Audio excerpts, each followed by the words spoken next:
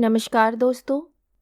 कहानी शुरू करने से पहले मैं आपको ये बताना चाहती हूँ कि अगर आप मोरल एंड मोटिवेशन कहानी सुनना पसंद करते हैं तो आप मेरे दूसरे चैनल एम्पावर द लाइफ पर आ सकते हैं।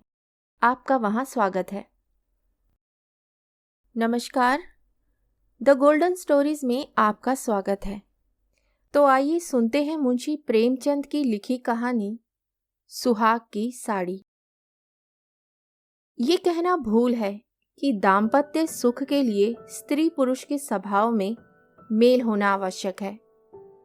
श्रीमती गौरा और श्रीमान कुंवर रतन सिंह में कोई बात न मिलती थी। गौरा उदार थी, रतन सिंह कोड़ी कोड़ी को दांतों से पकड़ते थे। वह हंसमुख थी, रतन सिंह चिंताशील थे। वह कुल मर्यादा पर जान देती थी, रतन सिंह इसे आडंबर समझते थे। उनके सामाजिक व्यवहार और विचार में भी घोर अंतर था।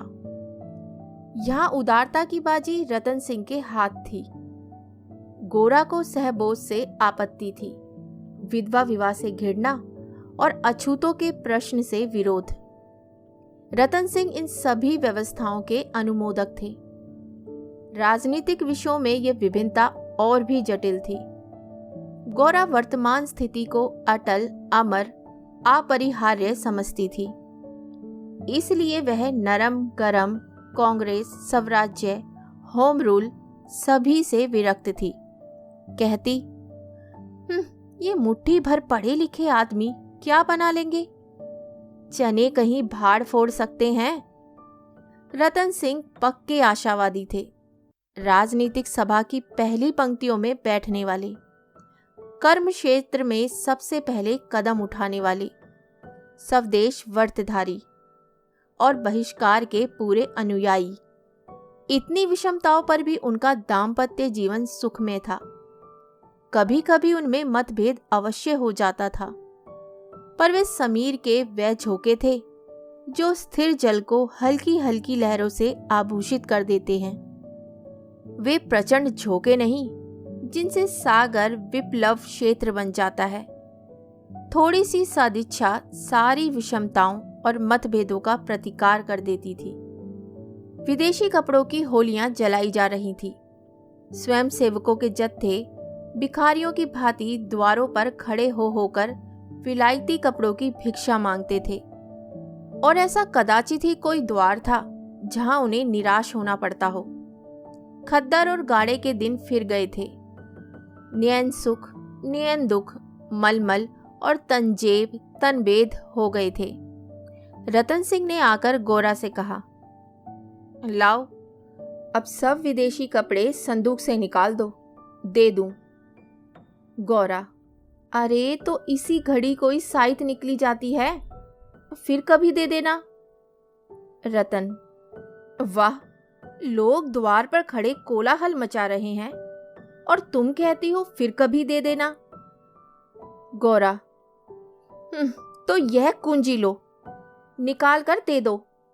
मगर यह सब है लड़कों का खेल। घर फूकने से स्वराज्य ना कभी मिला है और ना कभी मिलेगा। रतन, मैंने कल ही तो इस विषय पर तुमसे घंटों सिरपच्ची की थी और उस समय तुम मुझसे सहमत हो गई थी। आज तुम फिर वही शंकाएं करने लगी। गौरा, मैं तुम्हारे अप्रसन्न हो जाने के डर से चुप हो गई थी।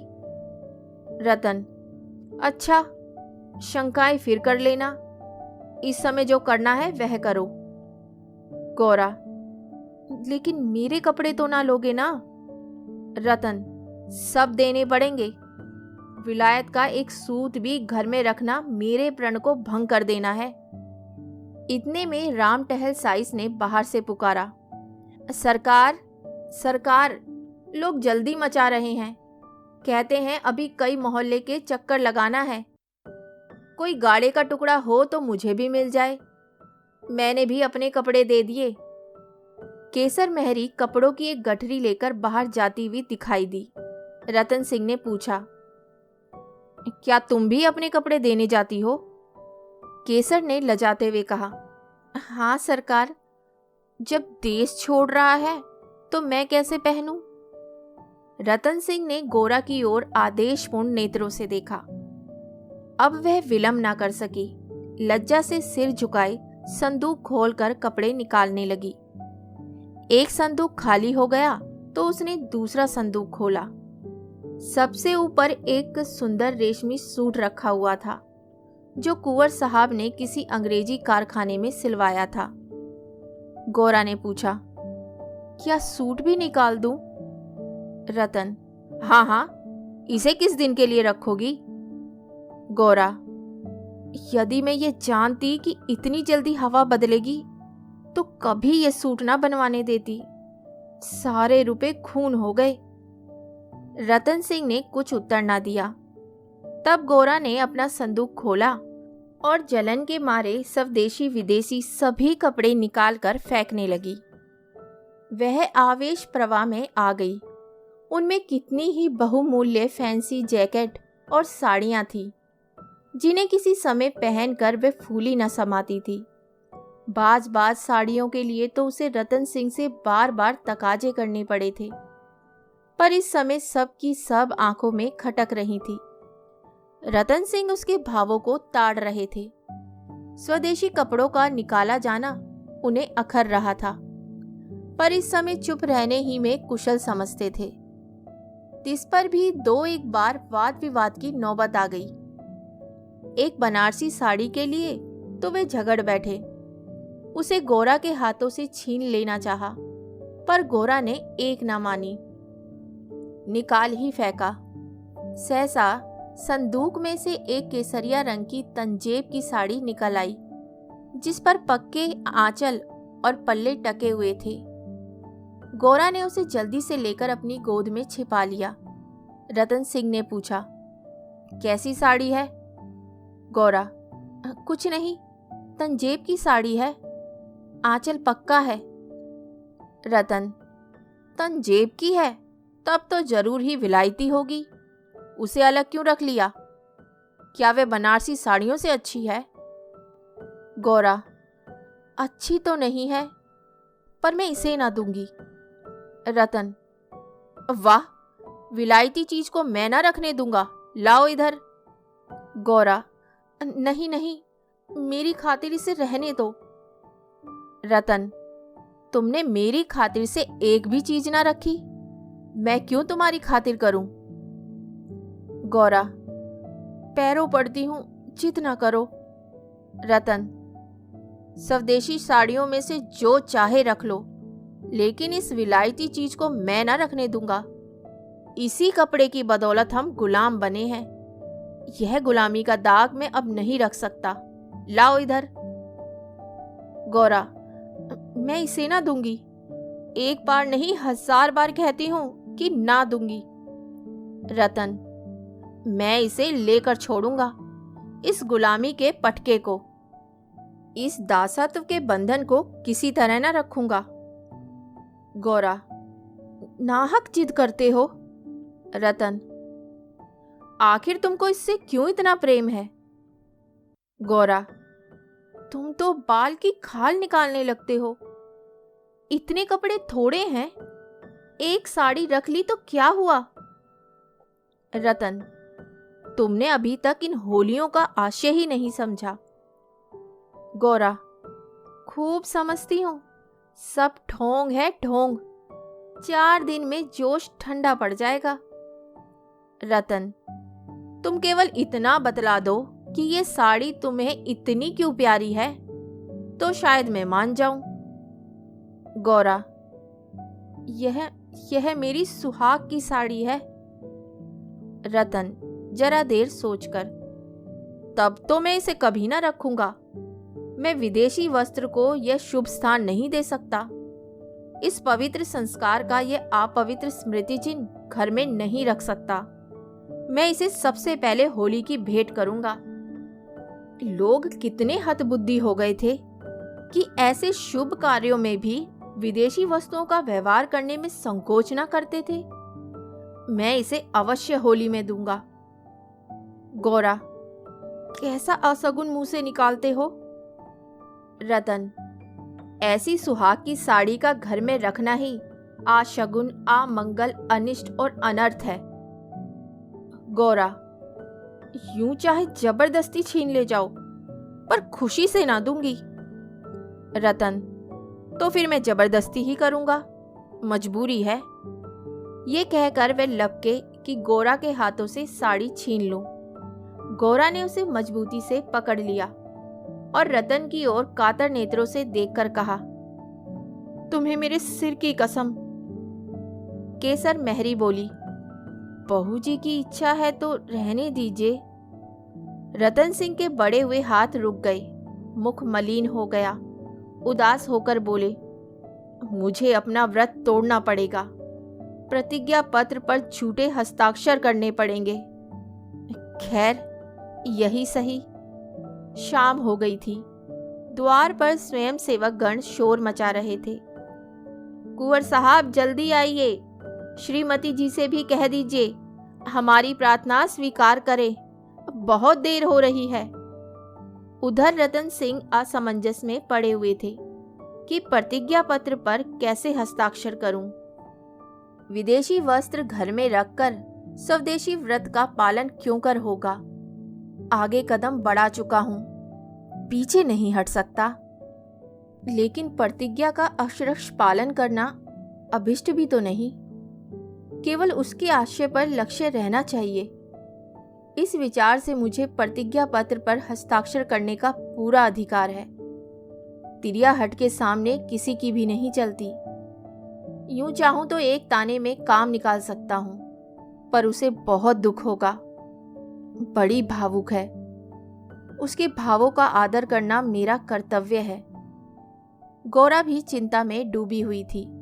सुहाग की साड़ी सुहाग का चिन्ह है, उसे आग, कितने अशगुन की बात है। ये कभी कभी बालकों की भांति जिद करने लगते हैं, अपनी धुन में किसी की सुनते नहीं। बिगड़ते हैं तो मानो मुंह ही नहीं सीधा होता। लेकिन वे बेचारे भी तो अपने सिद्धांतों से मजबूर हैं। झूठ से उन्हें घृणा है। प्रतिज्ञा पत्र पर झूठी स्वीकृति लिखनी पड़ेगी। उनकी आत्मा को बड़ा दुख होगा, घोर धर्म संकट में पड़े होंगे। यह भी तो नहीं हो सकता कि सारे शहर में स्वदेश शानुरागियों के सिर मोर बनकर उस प्रतिज्ञा पत्र पर हस्ताक्षर करने से आनाकानी करे। कहीं मुंह दिखाने को जगह न रहेगी। लोग समझेंगे बना हुआ है, पर शगुन की चीज कैसे दूं? इतने में उसने राम टहल साइस को सिर पर कपड़ों का गट्ठर लिए बाहर जाते देखा। केसर मेहरी भी एक गट्ठर सिर पर रखे हुए थी। पीछे पीछे रतन सिंह हाथ में प्रतिज्ञा पत्र लिए जा रहे थे। उनके चेहरे पर ग्लानि की झलक थी, जैसे कोई सच्चा आदमी झूठी गवाही देने जा रहा हो। गौरा को देखकर उन्होंने आंखें फेर ली और चाहा कि उसकी निगाह बचाकर निकल जाऊं। गौरा को ऐसा जान पड़ा कि उनकी आंखें डबडबाई हुई हैं। वह राह रोककर बोली, जरा सुनते जाओ। रतन, जाने दो, जिद ना करो, लोग बाहर खड़े हैं। उन्होंने चाहा कि पत्र को छिपा लूं, पर गौरा ने उसे उनके हाथ से छीन लिया। उसे गौर से पढ़ा और एक क्षण चिंतामग्न रहने के बाद बोली, वह साड़ी भी लेते जाओ। रतन, रहने दो, अब तो मैंने झूठ लिख ही दिया। गौरा, मैं क्या जानती थी कि तुम ऐसी कड़ी प्रतिज्ञा कर रहे हो। रतन, यह तो मैं तुमसे पहले कह चुका था। गौरा, मेरी भूल थी, क्षमा कर दो और इसे लेते जाओ। रतन, जब तुम इसे देना अपशगुन समझती हो तो रहने दो। तुम्हारी खातिर थोड़ा सा झूठ बोलने में मुझे कोई आपत्ति नहीं है। गौरा, नहीं नहीं, लेते जाओ। आमंगल के भय से तुम्हारी आत्मा का हनन नहीं करना चाहती। ये कहकर उसने अपने सुहाग की साड़ी उठाकर पति के हाथों में रख दी। रतन ने देखा, गौरा के चेहरे पर एक रंग आता था एक रंग जाता था, जैसे कोई रोगी अंतरस्थ वेदना को दबाने की चेष्टा कर रहा हो। उन्हें अपनी आहृदयता पर लज्जा आई। हाँ, केवल अपने सिद्धांत की रक्षा के लिए, अपनी आत्मा के सम्मान के लिए मैं इस देवी के भावों का वध कर रहा हूं। यह अत्याचार है। साड़ी गोरा को देकर बोले, तुम इसे रख लो, मैं प्रतिज्ञा पत्र को फाड़े डालता हूं। गोरा ने दृढ़ता से कहा, तुम ना ले जाओगे तो मैं खुद जाकर दे आऊंगी। रतन सिंह विवश हो गए, साड़ी ली और बाहर चले आए। उसी दिन से गोरा के हृदय पर एक बोझ सा रहने लगा। वह दिल बहलाने के लिए नाना उपाय करती, जलसों में भाग लेती, सैर करने जाती, मनोरंजक पुस्तकें पढ़ती, यहाँ तक कि कई बार नियम के विरुद्ध थिएटरों में भी गई। किसी प्रकार अमंगल कल्पना को शांत करना चाहती थी, पर ये आशंका एक मेघमंडल की भांति उसके हृदय पर छाई रहती थी। जब एक पूरा महीना गुजर गया और उसकी मानसिक वेदना दिनों दिन बढ़ती ही गई, तो कुंवर साहब ने उसे कुछ दिनों के लिए अपने इलाके पर ले जाने का निश्चय किया।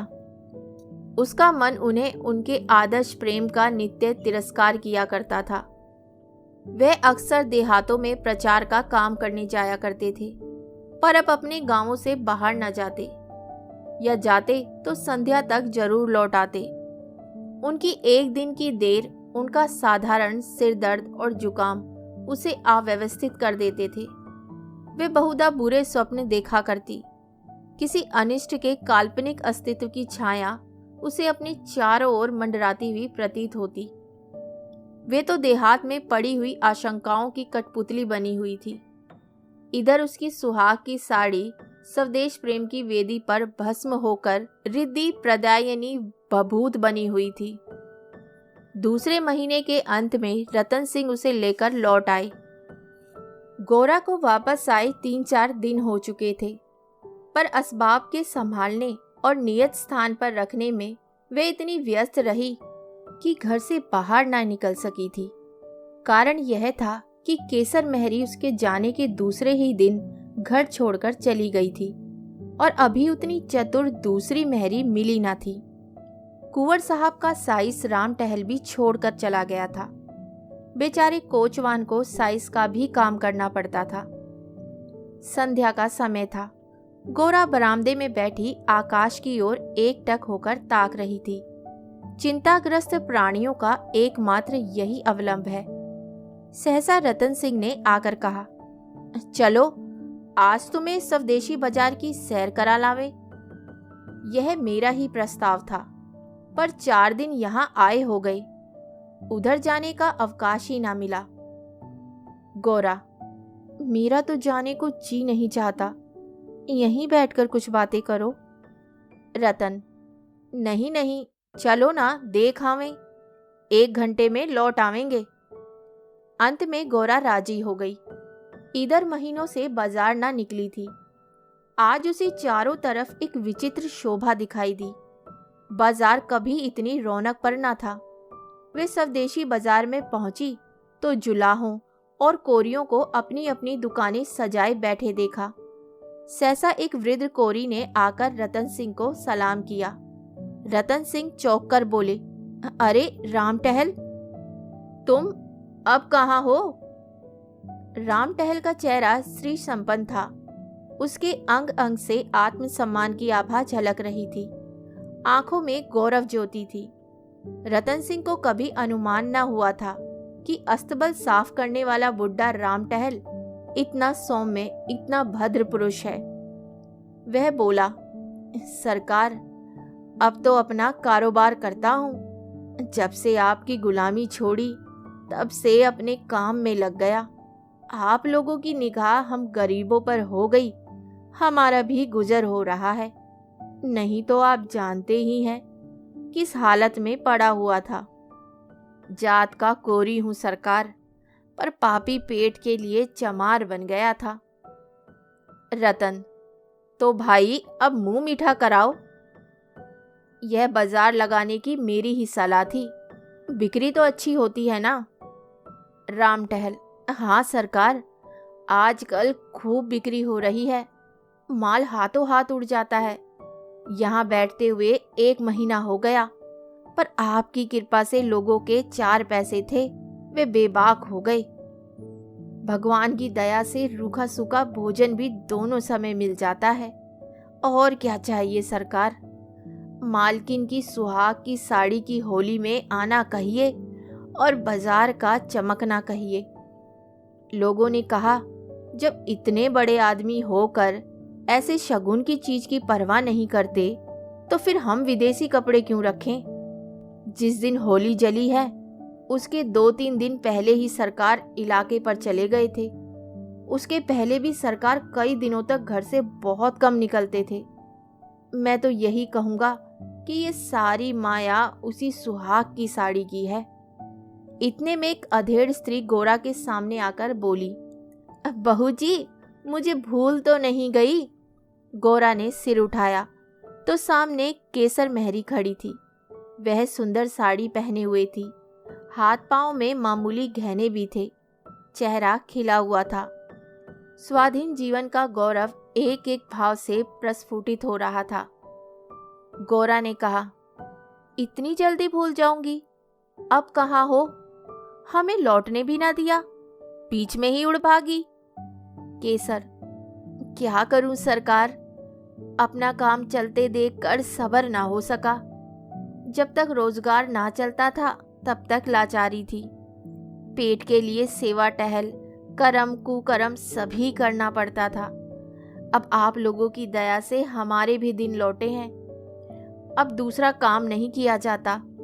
अगर बाजार का यही रंग रहा तो अपनी कमाई खाए ना चूकेगी। ये सब आपकी साड़ी की महिमा है। उसकी बदौलत हम गरीबों के कितने ही घर बस गए। 1 महीना पहले इन दुकान वालों में से किसी को रोटियों का ठिकाना ना था। कोई साइसी करता था, कोई तासे बजाता था, यहाँ तक कि कई आदमी मेहतर का काम करते थे, कितने ही भीख मांगते थे। अब सब अपने धंधे में लग गए हैं। सच पूछो तो तुम्हारी सुहाग की साड़ी ने हमें सुहागिन बना दिया, नहीं तो हम सुहागिन होते हुए भी विधवाएं थी। सैकड़ों जबानों से नित्य यही दुआ निकलती है कि आपका सुहाग अमर हो, जिसने हमारी राण जात को सुहाग दान दिया। रतन सिंह एक दुकान पर बैठकर कुछ कपड़े देखने लगे। गोरा का भावुक हृदय आनंद से पुलकित हो रहा था। उसकी सारी अमंगल कल्पनाएं स्वप्नवत विच्छिन्न होती जाती थीं। आंखें सजल हो गई थीं और सुहाग की देवी अश्रु संचित नेत्रों के सामने खड़ी आंचल फैलाकर उसे आशीर्वाद दे रही थी। उसने रतन सिंह को भक्तिपूर्ण आंखों से देखकर कहा, मेरे लिए भी एक साड़ी ले लो। जब गौरा यहाँ से चली तो सड़क की बिजलियां जल चुकी थीं। सड़कों पर खूब प्रकाश था। उसका हृदय भी आनंद के प्रकाश से जगमगा रहा था। रतन सिंह ने पूछा, सीधे घर चलूं? गौरा: नहीं, छावनी की तरफ होते चलो। रतन: बाजार खूब सजा हुआ था ना? गौरा: यह जमीन लेकर एक स्थायी बाजार बनवा दो। स्वदेशी कपड़ों की दुकानें हों और किसी से किराया ना लिया जाए। रतन: बहुत खर्च पड़ेगा। गौरा: मकान बेच दो, रुपए ही रुपए हो जाएंगे। रतन: और रहें पेड़ तले? गौरा: नहीं नहीं, गांव वाले मकान में। रतन: सोचूंगा। गौरा: जरा देर में। इलाके भर में खूब कपास की खेती कराओ। जो कपास बोए उसकी बेकार माफ कर दो। रतन: हाँ, तदबीर अच्छी है, दूनी उपज हो जाएगी। गौरा कुछ देर सोचने के बाद: लकड़ी बिना दाम दो तो कैसा हो? जो चाहे चरखे बनवाने के लिए काट ले जाए। रतन: अरे लूट मच जाएगी। गौरा: ऐसी बेईमानी कोई ना करेगा। जब उसने गाड़ी से उतरकर घर में कदम रखा तो चित्त शुभ कल्पनाओं से प्रफुल्लित हो रहा था, मानो कोई बछड़ा खूंटे से छूटकर किलोले कर रहा हो। कहानी सुनने के लिए धन्यवाद। दोस्तों, जब हमारे कर्म और नीयत साफ होती है ना, तो हमारे साथ कुछ गलत नहीं होता। वो ऊपर वाला भी हमारे साथ होता है। बस अपना कर्म अच्छा रखिए, दूसरों का भला सोचिए, भला कीजिए, क्योंकि जो आप दूसरों को देते हैं वही आपके पास कई गुना लौट कर आता है। उम्मीद करती हूँ आपको कहानी पसंद आई होगी और इसी के साथ मैं आपसे विदा लेती हूँ और बहुत जल्द मिलती हूँ नई कहानी के साथ। तब तक अलविदा।